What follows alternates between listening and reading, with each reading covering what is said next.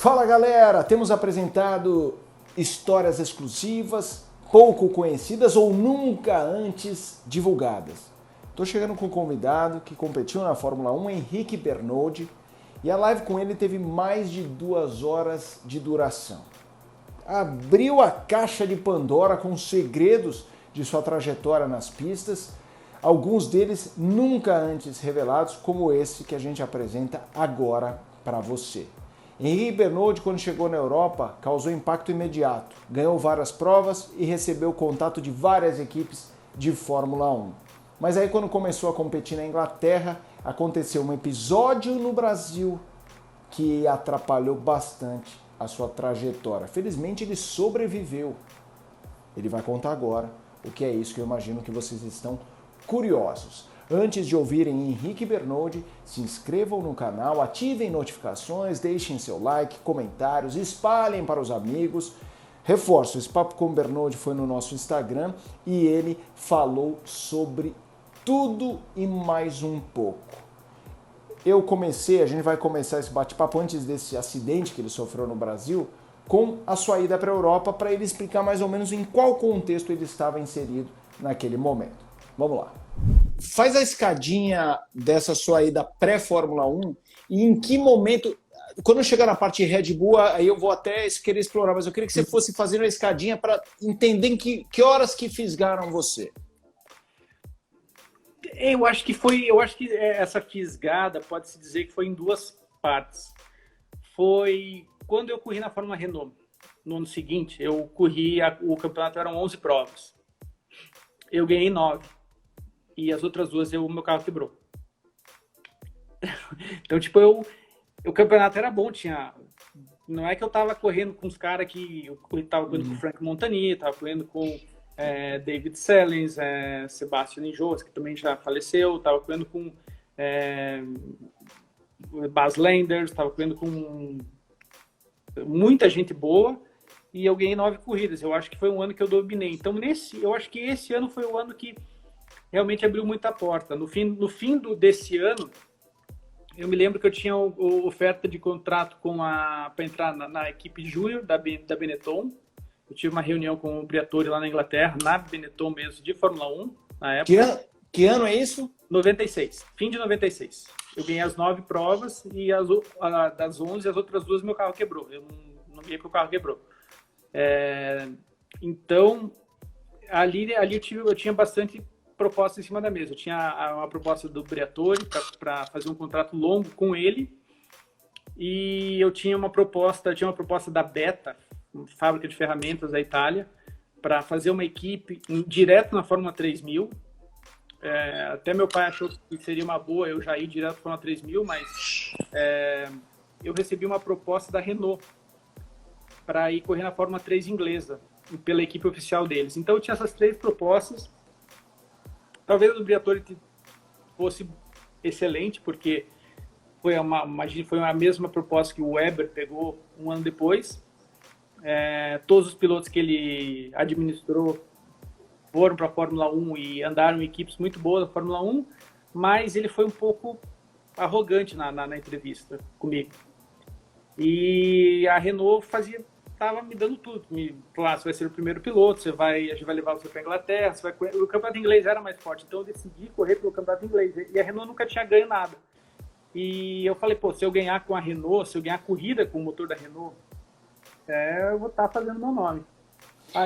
Bernardo, deixa eu só interromper rapidinho. É curioso você estar falando disso, porque eu bati o papo com o Tarso Quarta, e ele contou também, ele teve um encontro com o Briatore e tal, e aí ele falou a mesma coisa, ele falou, cara, ele veio, assina isso aqui, não sei o quê, não chamou empresário, não chamou nada, foi meio na surdina, assim. E ele falou, não assinou, tretou lá com o Briatore, e ele até brincou na live. Ele falou exatamente isso. Sabe o que é o pior? Eu me ferrei porque todo mundo que assinou com ele deu certo, mas ele descreveu isso assim, não é que da arrogância, mas uma coisa muito impositiva. É mais ou menos isso? Tipo assim, Bernardo, assina aí, se não for você, eu tenho 10 aqui. Descreve como foi. Foi assim, foi a primeira visita que eu fui em uma equipe de Fórmula 1. Então eu tinha 17 anos, eu tinha ganho o campeonato de Fórmula Renault europeu. Quem me levou na entrevista foi o Cesare Fiori, que era o cara que era que foi o diretor esportivo, o diretor técnico da Ferrari durante anos. Foi ele que me levou, porque ele estava trabalhando na Ligier, que era do Briatore. Ele me levou lá, falou, ó, vem aqui, o Briatore quer você vai... O que você fez esse ano realmente, mas nunca tinha visto antes. Também achei que eu fui bem, pô, ganhei 9 provas. Alguma coisa certa eu fiz. Aí eu cheguei lá, quando eu estava entrando na sala, estava sendo o Alesi. Então, imagina eu cheguei lá, uma criança, 17 anos, adolescente, o Alesi saindo da sala e eu entrando. E é importante ressaltar que a Benetton foi bicampeã com o Schumacher em 94, 95, ou seja, estava no auge esse momento aí. Tava assim. Aí o Briatore pegou e falou para mim, ó, você tem aqui uma proposta há 8 anos, se você andar do jeito que você andou esse ano, ano que vem você vai estar na Fórmula 1, se você não andar bem, a gente vai investigar o porquê, o contrato é esse, foi mais ou menos assim. Só que eu tinha a proposta da Renault, e a proposta da Renault, talvez, sabe, era um campeonato mais forte, a Renault estava com a Benetton e com a Williams. E na época, o Christian Konzen, que era o diretor esportivo da Renault Sport na Fórmula 1, tinha meio que acenado que se eu andasse bem com a equipe deles, eles me encaminhariam para a Williams na época. Então, eu acabei escolhendo o Fórmula 3 inglês, achei o campeonato mais forte, eu queria ser campeão inglês de Fórmula 3. Uma coisa que eu sempre quis, joguei fora o campeonato, de um jeito que me arrependo até o último, mas... Como foi? Não, foi no ano seguinte, mas nesse primeiro ano que eu fui para a Fórmula 3 inglesa, eu comecei andando bem. Eu, na primeira corrida da minha vida, em Donington Park, na chuva, eu classifiquei, fiz a pole. Na primeira corrida de Fórmula 3, tinha Mark Webber, tinha Johnny Kane, Peter Dumbrek, Guy Smith no grid, tinha N pilotos bons, Nicolas Minassian, que era meu companheiro, estava há 4 anos já no campeonato, eu fiz a pole na primeira corrida. Eu errei a largada e cheguei em terceiro. E depois dessa prova, eu estava indo para o aeroporto, porque eu tinha patrocínio da Petrobras.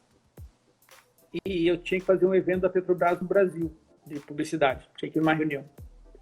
E quando eu estava no aeroporto, o Konzen, que estava na Austrália, com a Fórmula 1, me ligou e falou, pô, parabéns pela corrida, pela pole position, a vitória vai vir daqui a pouco.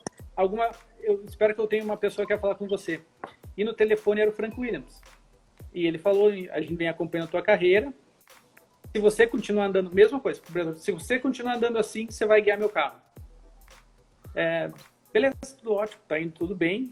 Acho que a próxima corrida já era uma Silverstone que eu conhecia, então tava tudo bem. E fui pro Brasil, tava em Curitiba lá, saí para ir numa festa com o meu tio. Ele tava dirigindo o carro e ele bateu o carro. E eu fiquei em coma. Aí eu fiquei 3 dias em coma. Aí foi uma situação bem complicada, porque não pude falar. Na verdade, não podia falar para a equipe o que tinha acontecido, porque o médico tinha falado ao meu pai que eu estava em coma. Então, e provavelmente nunca mais poder correr, não ia poder mais fazer um esporte assim, profissionalmente, nada. Então, eu peguei e a gente não falou para falar, eu caí do cavalo. Eu andava a cavalo, eles sabiam que eu gostava de andar a cavalo. A gente falou para Renault, eu caí do cavalo, machuquei o braço, não posso ir. Faltei a primeira corrida, assim, não botaram ninguém no meu lugar. Faltei a segunda corrida, também não botaram ninguém no meu lugar. Faltei a terceira corrida, porque eu não tinha condição. Eu dormia, depois que eu acordei, eu dormia 20 horas por dia. Eu tomava remédio Gardenal, eu não podia guiar um carro de corrida. Mas eu tive que voltar, Quando eu cheguei lá, eu me lembro, para andar lá na Inglaterra, no meu primeiro treino que eu saí, eu tinha meio aquelas manhas do kart, assim, não gostava, como eu andava bem, tinha feito a pole na primeira corrida, eu não deixava o cara andar atrás de mim, eu sempre era meio manhoso, assim, o cara que andava atrás de mim, que é preferência, eu não deixava, eu tirava o pé, coisa de kartista, assim, de São Paulo. Eu me lembro, eu voltei a andar, era em Brands Hatch, eu olhei no espelho, era o Weber que estava atrás de mim. Ele tinha feito 7º na primeira corrida e eu tinha quase ganho. Eu olhei e falei, pode deixar. não vai acontecer nada, já vou sumir. Só que eu estava tão lento em função do acidente que eu tive, dos remédios que eu estava tomando, que quando ele deu 2 curvas ele me passou, parecia que ele estava a 1000 por hora e eu estava a 10. Eu não conseguia guiar o carro, eu estava muito ruim. Então, sabe, eu fiquei andando mal por vários meses, tomando medicamento, e ali eu perdi todo esse momento estado na Fórmula Renault e na primeira corrida. Eu perdi tudo isso. Eu estava quase sendo mandado embora, porque a Renault não entendia. Por que você não manda bem? O que aconteceu? Você caiu do cavalo, machucou o braço. Mas por que você não anda bem? Eu não sabia falar. Aí, mas só uma pergunta. Eu entendo que você nem levou a história adiante por causa dessa questão, senão você nem correria. Então tinha um medo envolvido aí seu. Porque é isso, de repente, não vai voltar, perco o bonde e tal. Basicamente foi por isso, né? Que você... Sim. Eu sabia que eu estava correndo um risco de... Se fizesse o médico, o neurocirurgião que me atendeu no Brasil, falou, ó, se fizer uma tomografia, se fizer um eletro e tirarem teu sangue, você não vai correr. Eles não vão deixar você correr. Então era tudo meio que, sabe, dando um jeitinho brasileiro ali. Só que era difícil, porque eu tomando os remédios que eu tomava, eu não conseguia andar bem. Aí chegou no Marlboro Masters, eu fiz... Marlboro Masters Macau? Não, Marlboro Masters em Zandvoort. Zandvoort, tá. Eu fazia uns erros, assim, tipo, eu largava em 10º, chegava em 14º, só que eu fazia a volta mais rápida da corrida. Coisas que não tinha sentido, porque eu não conseguia manter a concentração. E depois do Marlboro Masters eu falei, chega, não vou mais tomar remédio. Eu sozinho peguei, joguei tudo no lixo e liguei para meus pais e falei, não vou tomar remédios. Né? Quiseram que eu voltasse, que eu parasse de correr, porque eu estava correndo 2 semanas depois que eu parei de tomar o remédio, a próxima corrida era em Snetterton, e a Renault tinha falado que não ia continuar comigo. Então, bem dizer, eu estava voltando para o Brasil, uma mão na frente e outra atrás. Eu fui para Snetterton e fiz a pole. Daí eu acho que, tipo, sabe, o remédio realmente estava fazendo muito mal para mim. Então, fiz a pole relargada, cheguei em segundo. Na corrida seguinte, que foi em Spa, primeira vez que eu fui para Spa na vida, juntou a Fórmula 3 alemã. Era uma corrida do campeonato inglês, mas a Fórmula 3 alemã foi, a Fórmula 3 francesa foi, a italiana foi, e eu fui a corrida. Então a Renault começou, eu fui o cara que mais fez pontos nas últimas 5 provas do ano. Então a Renault renovou comigo pro ano seguinte. Eu fui para Macau. Quem ganhou? Cheguei em terceiro, fiz pódio no meu primeiro. O Soyel Ayari, um francês. Eu tava, era sempre nessas corridas assim que eram mais difíceis, digamos, quando a gente foi para Spa, quando a gente foi para Macau, era eu, dos que tinham começado ali no ano, que eram os rookies, era eu e o Weber, os que melhor andavam. Em Spa eu ganhei, ele fez terceiro, e em Macau eu cheguei em terceiro, ele fez quarto. Os caras do Aéreo já tinham corrido lá, então os outros 2 já tinham corrido, então era uma experiência a mais. Em Macau no primeiro ano é difícil, eu cheguei em terceiro e todo mundo, a Renault renovou comigo. A Renault renovando comigo, eu comecei o ano ganhando tudo. Acho que era 8 provas, eu tinha ganho 6 já. E tinha o dobro de pontos do segundo colocado. Os meus principais adversários eram o Darren Manning, no começo do campeonato, o Michael O'Connell, um cara lá da Inglaterra, e na Pole Stewart corria o Burt e o Haberfeld, brasileiro. A Pole Stewart era uma equipe que estava melhor acertada que a gente. Então, no meio do ano, eles começaram a melhorar. Eles começaram a conseguir... Eu não conseguia mais fazer a pole. E eu estava meio que sob pressão, porque eu queria, foi uma pressão que eu me coloquei. Eu queria provar que eu era o mesmo cara de antes do coma. Porque eu tinha isso na minha cabeça. Eu não fiquei o mesmo, não ando como antes. Eu ganhava tudo antes, agora eu ganho, mas não é tão fácil. Então, eu sempre tive isso na cabeça. Então ali eu comecei a fazer muito erro. Isso que foi o arrependimento meu, porque eu joguei 2 corridas fora, tentando chegar num cara que não precisava, eu estava em segundo, o Haberfeld em quarto, uma vez, eu estava tentando chegar no Manning, que estava atrás do campeonato, começou a chuviscar, ele tirava o pé numa curva, eu via porque saía a labareira do escape dele, e eu continuava pé embaixo, de vez eu tirar mais o pé, para eu chegar em segundo e abrir mais o campeonato, não, eu acabei indo pro mato. Eu fizeram pontos e dei mais pontos pro meu adversário. Então, eu comecei a fazer esses erros, e esses erros me custaram muito. A Renault me chamou e falou, ó, se você chegar em quinto, em todas as corridas, até o fim do ano em quinto, não importa quem ganhe todas, você é campeão. E eu tinha essa pressão, eu falei, não, que chegar em quinto, eu vou ganhar todas. E aí que eu perdi o campeonato. O Haberfeld foi campeão, você foi vice, certo? Foi. Inacreditável isso. Tipo, se ele tá escutando, não... é uma coisa que eu não perderia pra ele nem no jogo de xadrez, mas eu perdi. Entendi. Ô Bernardi, vamos só para clarear o ano. Isso é 97 ou 8? 98. 98. É. E aí, beleza, para 99, mantém Renault, Red Bull, como é que ainda tá esse pacote aí de opções? Aí eu fiz segundo no campeonato, que realmente foi feio, foi uma vergonha para mim. Eu fiz segundo no Marlboro Masters, eu ganhei a primeira prova, só que um cara estourou o motor, então na eliminatória, o tempo da minha corrida foi mais lento que da segunda bateria. Então eu larguei em segundo na final. E eu não consegui passar o David Sellens na largada, e ele tinha um acerto que ele andava mais que eu na reta, e era do Zandvoort pequeno, era difícil passar. Ou se passava na reta ou não passava. E eu vou contar agora, tipo, não interessa, mas eu tava em segundo e eu queria, para eu tentar passar ele, eu tinha que dar uma arriscada, tinha que vir e entrar e ia bater e ver quem sai na frente. Só que quem tava em terceiro era o Haberfeld. E eu falei, esse cara tá ganhando de mim lá no inglês assim, eu bato, ele ganha, eu bato, ele ganha.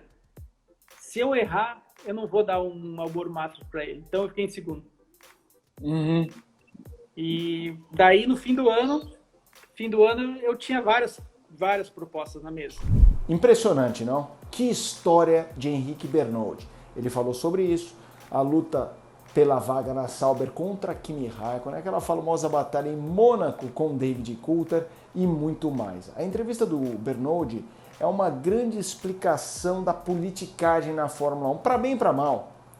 Eu espero que vocês encarem esses depoimentos com o Bernoldi, como foi com o Tarso Marx, para entender o jogo político da Fórmula 1. Não é para falar, não, piloto A, piloto B teria sido campeão mundial, se desse. Não é isso. É para entender como há jogo de cartas marcadas, como em alguns casos os brasileiros inclusive se dando bem, não é que eles só se deram mal, mas é impressionante como é quase um Game of Thrones, um jogo de política, uma guerra ali nos bastidores, que os nossos convidados têm apresentado com muitos detalhes para todos vocês. Tá falado? Se inscreva no canal, ative as notificações, deixem seus likes, comentários. Esperamos vocês em um próximo vídeo.